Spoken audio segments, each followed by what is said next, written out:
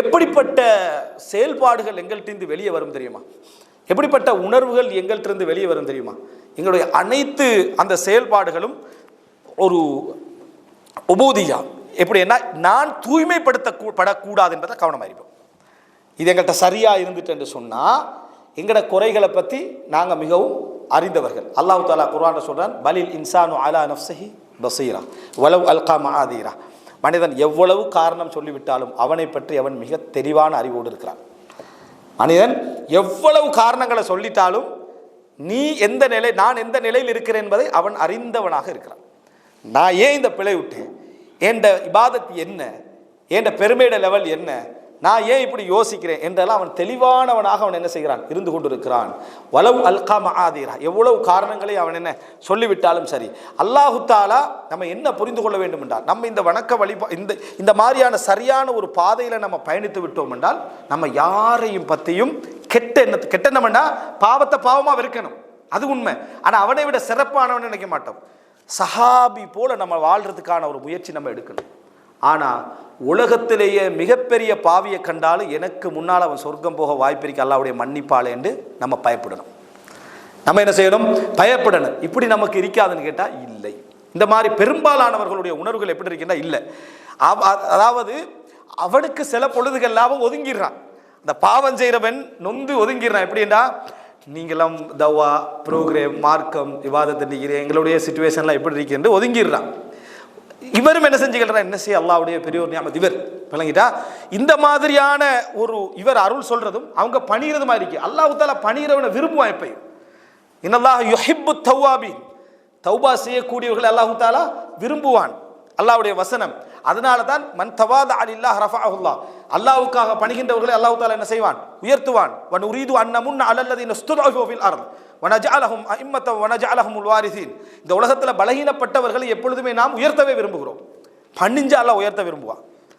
இந்த உலகத்தில் எந்த சோதனைகளாக இருந்தாலும் எதா இருந்தாலும் காஃபிர்களாக இருந்தாலும் சரி, பணிஞ்சிட்டு அல்லாட சுன்னத் என்ன, அவனை உயர்த்தணும்ன்றது அல்லாஹ் விரும்புவான். அல்லாஹ் தஆலாவுக்கு பெருமை அடிப்பவர்கள் அல்லாஹ் என்ன செய்ய மாட்டான், விரும்ப மாட்டான். இன்னல்லாஹ் லா யுஹிப்புல் முஸ்தக்பிரின். முத்தக்கப்பிரின். அப்போ நினைத்து பாருங்க, இது ஒரு மிக முக்கியமான இடம்.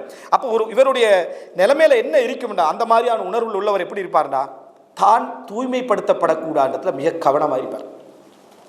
தான் தூய்மைப்படுத்தப்படக்கூடிய இடத்துல கவனமாக இருப்பார். ஷைத்தானுக்கு நீங்கள் நினைக்கக்கூடிய எல்லா பாபுலையும் அவன் ஒரு பாபு வச்சிருப்பான். தூய்மைப்படுத்தப்படக்கூடாது என்றதில் ஒவ்வொருத்தரும் கவனமாக இருப்பாங்கன்னா அதில் இயல்பாகவும் இருக்கணும். அதில் என்ன செய்யணும், இயல்பு பாரு. சைத்தான் அந்த பாபுக்குள்ளால் எப்படி வரான்னு தூய்மையே படுத்த போய்க்க மாட்டாங்க. தூய்மைப்படுத்தப்பட இடத்துல கவனமாக இருக்கணும்னு இவர் பாஞ்சு விழுந்து நினைச்சு அதெல்லாம் அப்படியெல்லாம் சொல்ல வேண்டாம், இவரே பிறண்டுறது. அவர் தூய்மைப்படுத்தவே வந்திக்க மாட்டார். அவர் சாதாரணமாக இவருக்கு எதாவது சொல்லுவோம், நீங்கள் உங்களை பொறுத்த வரைக்கும் இல்லை தூய்மைப்படுத்த வேணும், அது எனக்கு பிடிக்க, நான் ஒரு தூய்மைப்படுத்தவே வரலை. இப்போ பிரச்சனை பார்த்தீங்கன்னா சைத்தான் எப்படி வாராண்டு, நான் தூய்மைப்படுத்தப்படக்கூடாது என்ற ஃபீலிங் இவருக்கு வாரதே நான் கொஞ்சம் பெரிய ஆளுன்ற ஃபீலிங்கில் வருது. எப்படி சைத்தாண்ட மதாகல்கள்லேருந்து எப்படி தப்புறது? இயல்பாக ஏற்றுக்கலுங்க, அமைதியாக போயிருங்க. யாராவது எதாவது பாராட்டுங்கன்னா அதுக்கு தகுதி இல்லைன்னு மனசில் நினச்சிக்கோங்க. அவரை போட்டு வாயை மூட ட்ரை பண்ணி அவர் சொல்ல வந்தது கொஞ்சமாக நீங்கள் அதை கூட்டி விட்டு விளங்கிட்டா அந்த லெவலுக்கெல்லாம் போக வேண்டிய ஒரு அவசியம் உண்டு இல்லை. இது நம்ம தவிர்க்கணும். அதாவது நாங்களாக சில முடிவுகள் எடுத்துக்கொள்ளணும். உதாரணமாக ஆயிஷார்லாங்க சொல்கிறாங்க, ரசூலாங்க அடக்கப்பட்டிக்கிறாங்க, அபூபக்கர்லாம் அடக்கப்பட்டிக்கிறாங்க, உமர்லாம் அடக்கப்பட்டிக்கிறாங்க. அங்கே இன்னொரு இடம் இருக்கு, யாருக்குன்னா இன்னொரு ஆள் அடக்கலாம். அப்போ அந்த இடத்துக்கு மிக தகுதியானவங்க யார்? ஆயிஷா ரலியல்லாஹு அன்ஹா. அவங்களோட வீடு தான், அவர்களுடைய வீடு தான். ஆயிஷா ரலியல்லாஹு அன்ஹாட்ட அனுமதி கேட்டுத்தான் உமர் ரலியல்லாஹு அன்ஹு அவர்களும் அடக்கப்பட்டாங்க அங்கே.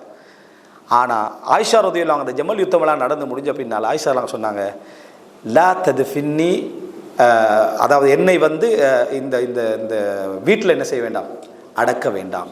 வத்ஃபின்னி மா சவாஹிபில் பக்கியில் அடக்கப்பட்ட என்ன மற்ற சகோதரிகள் போல, அது மற்ற மனைவியர்கள் போல என்னையும் என்ன செஞ்சிருங்க, அங்கே அடக்கிருங்க. லா உஸக்கா பஅதஹு அபதா, நான் தூய்மைப்படுத்தப்படக்கூடாது, என்னை தனியாக என்ன செய்யக்கூடாது, இந்த இடத்துல எதுவுமே எனக்காக பிரார்த்தனைகள் தனியாக நடக்கக்கூடாதுன்னு. இல்லைன்னா ஆயிஷாரோட கபர் தனியாக என்ன அவங்களுடைய சொந்த இடத்துல என்ன செஞ்சிருக்கும், இருந்திருக்கும்.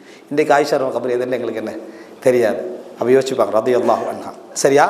அதாவது மக்கள் என்ன செஞ்சிடக்கூடாது, தூய்மைப்படுத்தி விடக்கூடாது என்று சொல்லி உண்மையிலேயே ரசூல் ஸல்லல்லாஹு அலைஹி வஸல்லம் அனைத்து மனைவிமார்களும் இந்த உலகத்திலும் அவருக்கு மனைவிமார்கள், சொர்க்கத்திலும் மனைவிமார்கள், தகுதி இருந்தும் கூட தங்களை என்ன செஞ்சாங்க, அந்த மாதிரி வரக்கூடாதுன்னு நினைச்சாங்க. அதே போல் அப்துல்லா இப்னு ரவாஹா ஒரு முறை மயங்கி விழுந்துடுறாரு. அவங்களோட சகோதரி அம்ரா பின் ரவாஹா, அவங்க நுமானி பின் பஷீருடைய மனைவி. இவங்க அவர் படை தளபதி ஒருத்தர் மயங்கி விழுந்த உடனே அவருடைய அந்த வீரத்தை சொல்லி தங்கச்சி சத்தம் போடுறான், வாஜபலா மலையே நீங்கள் இப்படியெல்லாம் நடந்து கொண்டீங்களே, இவ்வளோ வீரராக இருந்தீங்களே, இப்படி மயங்கி விழுந்துட்டீங்களே நான் சத்தம் போடுறேன். அவர் மயக்கம் தெளிந்து முடிஞ்ச உடனேயே நீங்கள் என்னென்ன சொன்னீங்கன்னு கேட்டாங்க. அப்போ ஒரு இப்படி புகழ்ந்ததெல்லாம் சொல்கிறாங்க, நீங்கள் ஒவ்வொரு வார்த்தை சொல்லும் பொழுதும் நீ அந்த ஹாக்கதா, நீ அப்படிப்பட்டவன் தானாண்டு என்னிடத்தில் கேட்கப்பட்டது, நீ அதுக்கு தகுதியானவர் தானாண்டு என்னிடத்தில் என்ன செஞ்சது கேட்கப்பட்டது. பின்னர் அப்துல்லா பின் ரவாஹா மூத்தா யுத்தத்தில் கொல்லப்படுறாரு. அம்ரா பின் ரவாஹா அவங்களுக்காக என்ன அளவில்லை, அவங்களுக்காக அளவில்லை, இரக்கமில்லாமல் இல்லை, என்னுடைய சகோதரனுக்கு அல்லாஹ்விடத்தில் ஹைர் இருக்கட்டும், நான் இங்கே புகழ்ந்து அல்லாஹ்விடத்தில் என்ன இவருடைய அந்த தகுதியை நம்ம குறைச்சிடக்கூடாது. அல்லாஹ்விடத்தில் என்ன பார்வை அதான் பார்வை. நம்மளா புகழ்ந்து என்ன செய்ய வேண்டிய அவசியம் இல்லை, அவருடைய அந்தஸ்து கூட போறதில்லை. உண்மையில இறந்த ஒருவருக்கு அந்தஸ்து கூட நம்ம நினைக்கிறோம்டா, அவருக்கு பாவ மன்னிப்பு தேடணும், அவருக்காக பாவ மன்னிப்பு தேட வேண்டும், அவங்களோட பிள்ளைகள்கிட்ட நன்மைகளை செய்ய, அவருக்காக நன்மை செய்ய தூண்ட வேண்டும். இதை நம்ம செய்ய வேண்டியது. அதை விட்டுட்டு புகழ்றது அவருக்கு ஒரு பிரயோசனம் இல்லை, இயல்பான புகழ்ச்சியை தவிர. இயல்பான புகழ்ச்சின்னா நல்ல மனுஷப்பா நல்லா வாழ்ந்தார் என்று மக்கள் இயல்பா பேசிக்கிட்டு போவாங்களே, அந்த மாதிரியான புகழ்ச்சிக்கு அது நல்ல ஒரு அடையாளம். அது அல்லாமல் அவரை புகழ்வது என்பது எந்த விதமான ஒரு, அதனால் இமாம் ஹசனுல் பஸ்ரி ரஹ்மத்துல்லாஹி என்ன சொன்னார், மக்கள் வாழ்கிற டைம்லேயே முகஸ்துதியோட வைக்கிறாங்க, மௌத்தாகினா பின்னாலும் முகஸ்துதியோட தான் வைக்கிறாங்க. மௌத்தாகினால் எனக்கு எத்தனை பேர் பார்க்க வருவாங்கன்ற யோசனையே அவனுக்கு எதை காட்டுது, இவன் ஒரு இஹ்லாஸ் இல்லாத தன்மை மௌத்துக்கு முன்னால் இப்போ என்ன செஞ்சிட்டான் ஏற்படுத்திட்டான்றதை காட்டுது. எனவே தூய்மைப்படுத்தப்படுவதை அவர்கள் என்ன செய்ய மாட்டாங்க, விரும்ப மாட்டார்கள். இது அவர்களுடைய அவங்க தஸ்கியால ஓடிக்கொண்டே இருப்பாங்க, தஸ்கியால என்ன செஞ்சுப்பாங்க ஓடிக்கொண்டே இருப்பாங்க. அபூபக்கர் ரலியல்லாஹு அன்ஹு அவர்கள் எப்போ புகழப்பட்டாலும் என்ன சொல்லுவாங்க, அதாவது அல்லாஹும்ம லா துஆஹித்னி பிமா யகூலூன் வஃபிர்லி மா லா யஅலமூன் வஜஅல்னி கைரம் மிம்மா யதுன்னூன். யா அல்லாஹ், இவர்கள் சொல்வதை வைத்து என்னை குற்றம் பிடித்து விடாது. முதல் வார்த்தை, நான் இதுக்கு தகுதியே இல்லை. உலகத்தில் யார் புகழ்ந்தாலும் யார் விமர்சித்தாலும் சரியாக செய்யலை.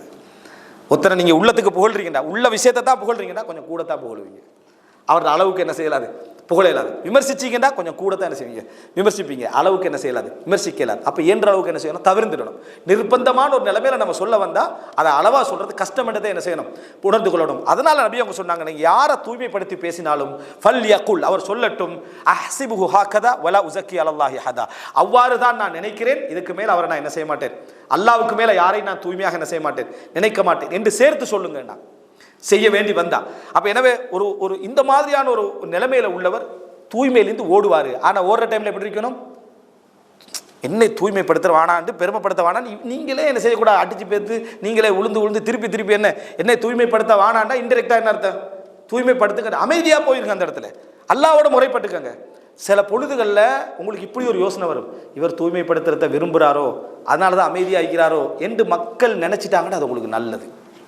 ஏண்டா நீங்க தூய்மையாகிறீங்க, இப்ப மக்கள் உங்களை கெட்ட நினைச்சிட்டாங்க, நீங்க தூய்மையை விரும்புற நினைச்சு, ஆனா நீங்க உண்மையில அப்படி இல்லையா, அமைதியா பேத்துருங்க, அதை விளங்கப்படுத்த போவானா. ஏனென்றா நீங்க அல்லாஹ்விடத்துல நல்லவராகவும் மக்கள் உங்களை தப்பா நினைச்சாலும் அது என்ன பிழை இல்லை. ஹதீஸ்ல பார்க்கிறோம், இன்னல்லாஹ யுஹிப்புல் அப்த தகியல் ஹஃபியல் கனி, அல்லாஹு தாலா இறையச்சமுள்ள போதுமன்ற மனப்பான்மையோடு வாழக்கூடிய மறைந்து வாழக்கூடிய அடியார்களை அல்லாஹ் விரும்புகிறான். அப்படின்னா என்ன, மறைந்து வாழக்கூடிய அடியார்னா மக்கள் எல்லாரும் 3 தரத்துல தான் இருக்கிறாங்க. ஒன்றில் தாங்கள் செய்கிற அமல் கொஞ்சமா இருக்கும், வெளியே மிச்சமா தெரியும். தாங்கள் செய்கிற அமல் அதாவது சரியா இருக்கும், அதே அளவுல வெளியே என்ன செய்யும் தெரியும். தாங்கள் செய்கிற அமல் அதிகமாக இருக்கும், வெளியே கொஞ்சமா தெரியும். இதுதான் மறைவான அடியான், இதான் மறைவான அடியான். ஆனா இன்றைக்கு நிறைய பேர் நிலைமை என்ன, செய்யறது கொஞ்சம் தெரிகிறது மிச்சம், அவர் பெரிய ஒரு லெவலில் தான் இருக்கும்னு நினைச்சா. காரணம் அல்லாஹ் பாவங்களை என்ன செய்யறான், மறைத்து வைத்திருக்கிறான். அல்லாஹு தாலா சொல்றான், அல்லாஹு தாலாவுடைய அருள் மட்டும் உங்களுக்கு இல்லையேண்டா நீங்க எவரும் எவர்கிட்டையும் தூய்மையா இருந்திக்க மாட்டீங்கன்றான் சூரா நூறுல. அல்லாஹ்வுடைய அருள் மட்டும் உங்களுக்கு இல்லை என்றால் யாரும் யார்கிட்டையும் தூய்மையானவராக இருந்திக்க மாட்டோம், எல்லாரும் எல்லார்ட்டையும் கெட்டவராக தான் என்ன செஞ்சிருப்போம் இருந்திருப்போம். அல்லாஹ்வுடைய சிறப்பின் காரணமா அல்லாஹ் கொஞ்சத்தை என்ன செய்யறான் மறைக்கிறான் என்ற குர்ஆன் வசனத்தை நம்ம என்ன செய்கிறோம் பார்க்கிறோம்.